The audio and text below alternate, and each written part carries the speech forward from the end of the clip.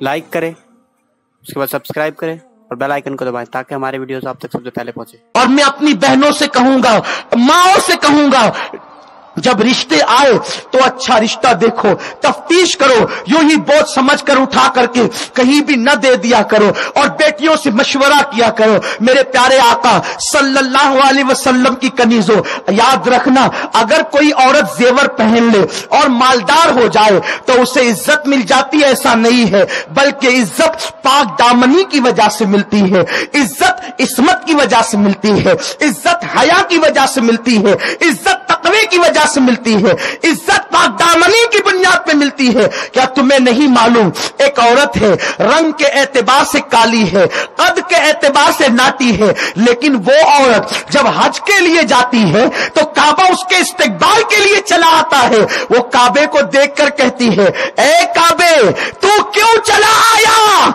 मैं तुझे देखने नहीं बल्कि तेरे रब का दीदार करने आई हूं। वो कौन औरत थी? उसी को राबिया बसरी कहते हैं। इसलिए मेरी कौम की बेटियों, बहुत सी बच्चियां परेशान हैं, उनको अच्छे रिश्ते नहीं आते। मुझे बताओ, रातों दिन टीवी का मुंह पकड़कर बैठोगी तो अच्छे रिश्ते आएंगे? गाने हेडफोन लगाकर सुनोगी, अच्छे रिश्ते आएंगे? गंदी तस्वीरों में वक्त गुजारोगी, अच्छे रिश्ते आएंगे? सुनो, अगर अच्छा रिश्ता चाहती हो, दुरूद के अंदर डूब जाओ, मेरे आका का नाम पढ़ो। ये नाम कोई काम बिगड़ने नहीं देता, बिगड़ी भी बना देता है। सब नामे मोहम्मद, उन पर दिन में कसरत से दुरूद पढ़ना लाजिम कर लो। अरे जो मुस्तफा दरख्तों को अपने पास बुला सकते हैं, क्या उनके नाम की बरकत से अच्छा रिश्ता तुम्हें नहीं भेज सकते? अच्छा रिश्ता तुम्हें अता नहीं कर सकते? लेकिन अच्छे बुरे की पहचान तुम्हें नहीं है। तुम तो दाढ़ी मुंडे को अच्छा समझते हो, तुम तो सफेद चमड़ी को अच्छा समझते हो, तुम तो बिल्डिंग और महल वाले को अच्छा समझते हो। नहीं नहीं, बिल्डिंग वाला सिर्फ अच्छा नहीं होता, मुस्तफा वाला अच्छा होता है। जो इश्क मुस्तफा में तड़पता है वो अच्छा होता है। जो कुरान का कारी होता है वो तालिए कुरान अच्छा होता है। जो मुस्तफा प्यारे पे फिदा होता है, सुन्नतों का पाबंद होता है, उसके पास माल हो जाना हो वो अच्छा होता है। मुझे यहां एक बात याद आती है, अच्छा कौन है? अच्छा कौन है? बेटियों की फिक्र बदल गई, मां बाप की भी। अच्छा रिश्ता, अच्छा क्या? मेरे रसूल ने अपनी चहीती बेटी के लिए उस अली को चुना जिसका खुद का अपना बज़ाहिर घर भी नहीं था, लेकिन वो अली कैसा अली था जिसका निकाह हुआ तो फिर अर्श पर हुआ है। कैसा अच्छा वलियों का सरदार, जिसके चेहरे को अबू बकर सिद्दीक भी तकते हों। किसी ने पूछा अबू बकर, बल्कि अम्मा आयशा नहीं पूछा, अब्बा जान महफिल में जब अली होते हैं तो तुम अली को ही देखते रहते हो? तो मौला अबू बकर ने कहा, बेटी तुझे मालूम नहीं, मैंने अपने रसूल से सुना है कि अली का चेहरा देखना इबादत है। ये है अच्छों की शान। तो बात अच्छों की चलिए तो अर्ज करूं, अच्छा कौन? चमड़ी काली है, किरदार अच्छा है, ठुकरा देते, नहीं देंगे। नेक है, परहेजगार है, लेकिन झोपड़ा है, नहीं देंगे। किसको अच्छा समझा? चीटर को, महल वाले को, बाइक पे लड़कियां छेड़ने वालों को अच्छा समझा। इन्ना लिल्लाहि व इन्ना इलैहि राजिऊन। सोच को बदलो, फिक्र को बदलो। मेरे रसूल के एक सहाबी हैं, उनका रंग इतना काला, उन्हें दुनिया अस्वद कहती है, हालांकि उनका नाम साद है, साद, लेकिन काले इतने हैं कि दुनिया ने उनको अस्वद का नहीं, जैसे अपने माशरे में कहते हैं किसी काले को ओ कालू, इस तरीके से नाम रख देते हैं। इतना काला हुआ कि कालू कालू कहना शुरू किया, कहीं कालिया कालिया कहना, हालांकि ऐसा नहीं कहना चाहिए, लेकिन लोग हैं जो कहना शुरू कर देते हैं, ये कहने की इजाजत नहीं। उनको अस्वद कहते थे। मेरे सरकार की बारगाह में अस्वद थे, बड़े जानदार आदमी, हो बड़े बहादुर, लेकिन हुजूर अलैहिस्सलाम की आदत करीमा थी कि अपने सहाबा से कभी कभी हंसी मजाक भी किया करते थे, खुशदिली करते थे, क्योंकि जिनके दिल होते हैं वो दिल लगी करते हैं। जहां दिल ही नहीं होते हैं, दिल मर चुके होते, वो क्या दिल लगी करेंगे। तो मेरे सरकार, लेकिन दिल लगी में कभी किसी के दिल को बात नहीं लगती थी।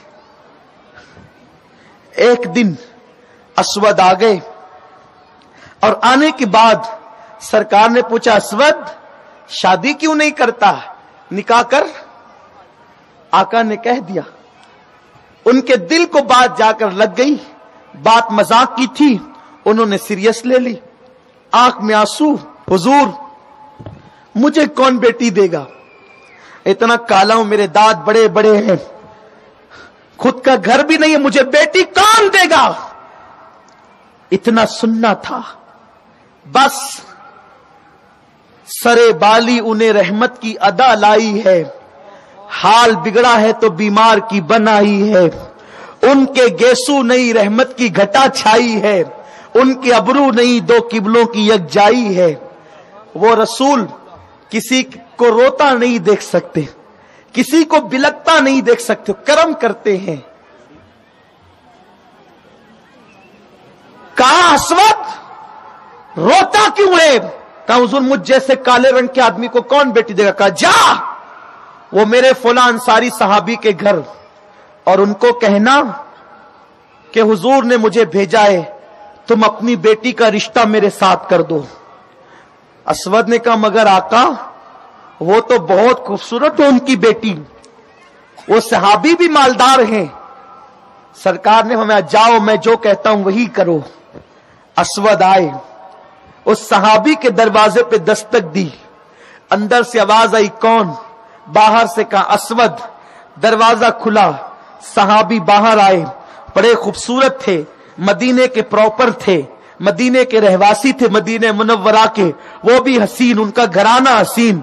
असवद इस टाइम तो आने का नहीं, क्यों आए हो। कहा, हुजूर ने भेजा है।